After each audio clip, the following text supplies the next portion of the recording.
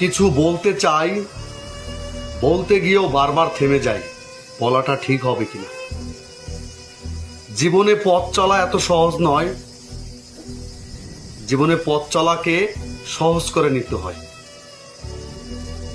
কিছু কিছু কথা আছে যা কখনো বলা যায় না, আবার এমন এমন মানুষ আছে যাদের কথা বলে বোঝানোও যায় না।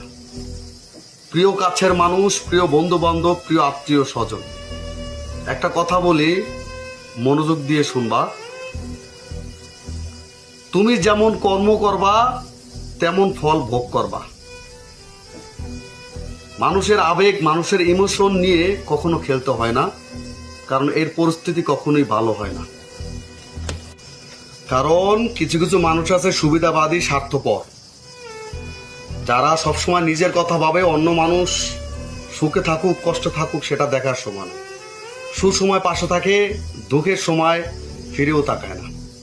তো তুমি এমন কিছু কাজকর্ম করবা না যে কাজকর্ম অনুযায়ী ভবিষ্যতে তোমাকে পস্তাতে হয়। তুমি এমন কোনো মানুষকে কষ্ট দিবা না, ওই মানুষের কষ্টে চোখের পানি তোমার অভিশাপ না হয়ে দাঁড়ায়।